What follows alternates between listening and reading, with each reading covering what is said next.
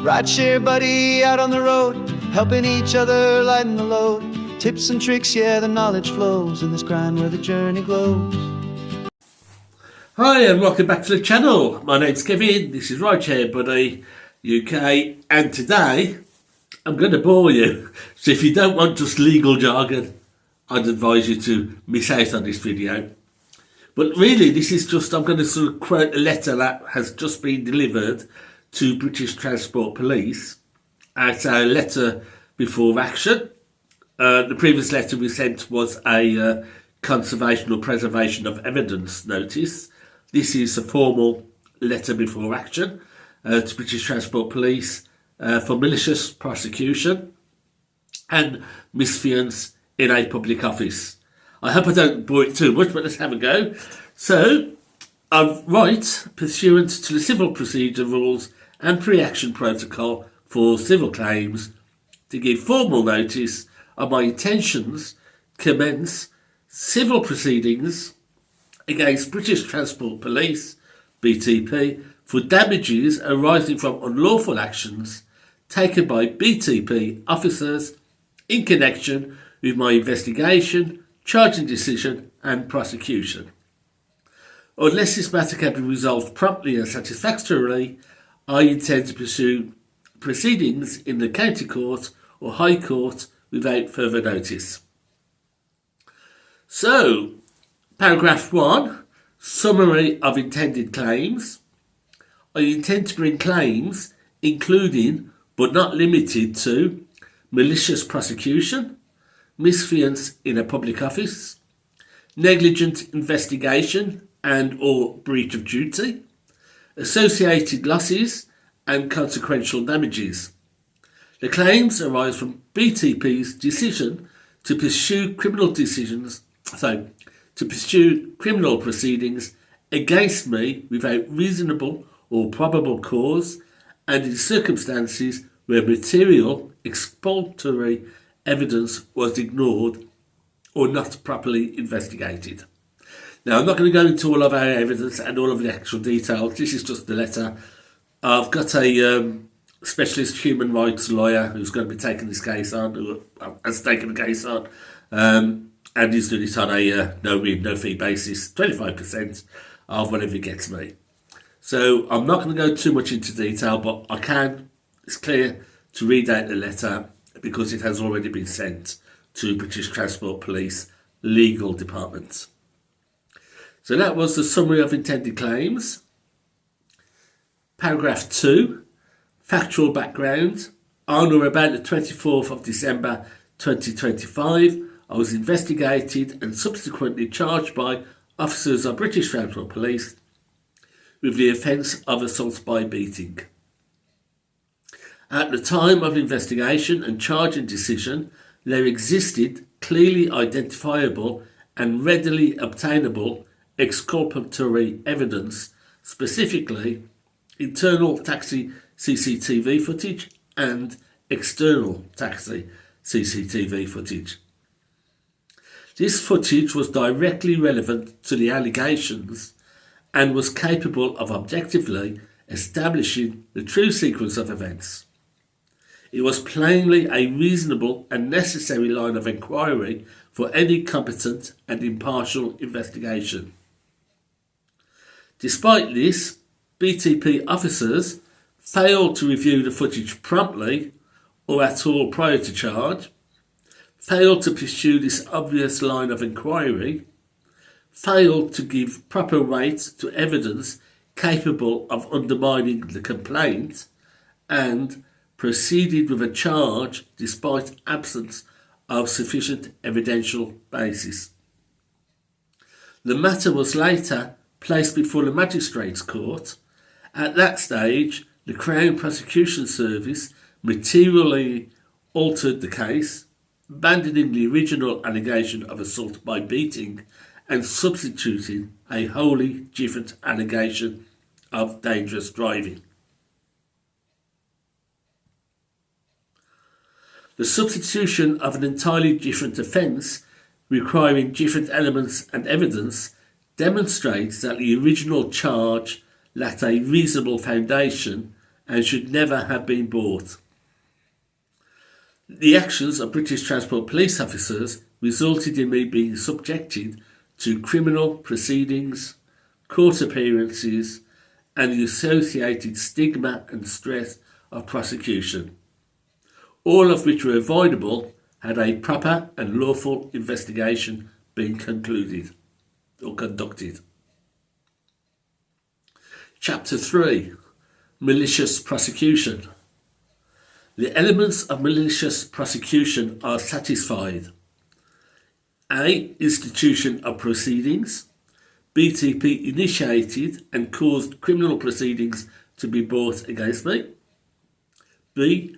Termination in my favour. The original charge of assault by beating was effectively abandoned and replaced and not sustained. C. Absence of reasonable and probable cause.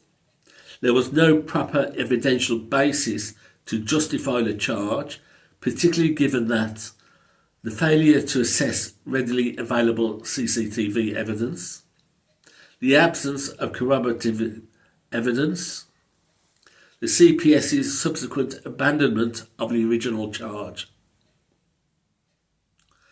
D. Malice. Malice is inferred from the reckless disregard of exculpatory evidence and the decision to prosecute despite obvious investigative deficiencies. Proceeding in such circumstances demonstrates an improper purpose or, at minimum, conscious indifference to my rights. So, chapter 4, paragraph 4, misfeasance in a public office. British Transport Police officers are public office holders and owe duties to exercise their powers lawfully and in good faith. Their conduct amounts to misfeasance in a public office because they failed to conduct a fair, balanced and lawful investigation. They ignored key exculpatory evidence and material. They proceeded with prosecution knowing or being recklessly indifferent to the lack of evidence. They knew or ought to have known that such conduct would likely cause me harm. This is especially so as a private hire driver and operator where I need to show I'm a fit and proper person to hold licences. This conduct represents more than mere error. It constitutes a serious abuse or reckless misuse of public power. Paragraph 5. Breach of investigative duties. It is well established that investigators must pursue reasonable lines of inquiry whether these points toward or away from a suspect. The failure to consider obvious CCTV evidence is a clear breach of that duty and falls below acceptable professional standards. Had this evidence been reviewed at the onset, the charge would not have been authorised. Paragraph 6. Loss and damage. As a direct result of British Transport Police's actions, I have suffered significant stress, anxiety and psychological distress, reputational damage, loss of time and disruption to personal and professional life, legal expenses and related financial losses, travel and court attendance costs, ongoing inconvenience and harm. A detailed schedule of loss will be provided if proceedings are required. Paragraph 7. Disclosure requested. To comply with pre-action obligations, please provide copies of officers' notebooks and statements, all investigation logs and decision-making records, body-worn video, all communications between British Transport Police and the Crown Prosecution Service, and between British Transport Police and South Wales Police. Records showing whether and when taxi CCTV footage was requested, obtained, reviewed or declined, charging rationale and supervisory approvals, relevant policies and guidance governing evidence gathering and charging decisions. We now go to paragraph 8, the proposed resolution. I am writing to explore settlement without litigation.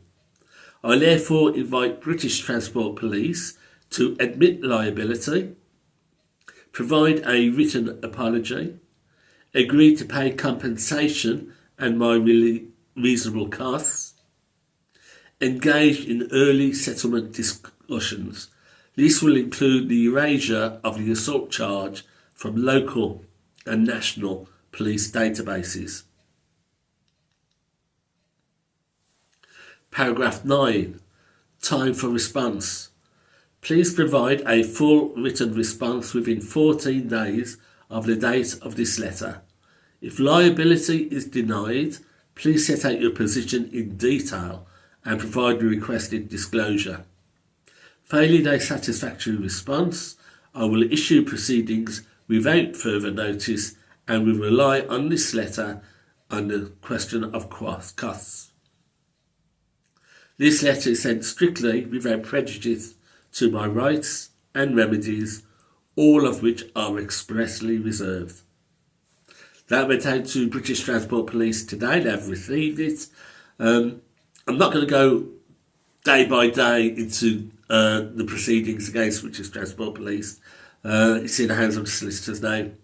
What I will do, I'll give a big roundup after the conclusion of this litigation against British Police, let you know what happened, let you know the basic arguments and the basic defence and really what happened and the outcome. Well, we've dealt with the assault charge, that's out of the way. We've dealt with Mr. Norman, he's pleaded guilty, compensation order. We've got to now deal with the dangerous driving prosecution, that's going to be fairly straightforward. And then it's on to the police. Yeah, onto the police. So that's it. I've just let you update with what the situation is now. It's still ongoing, but formal action has begun.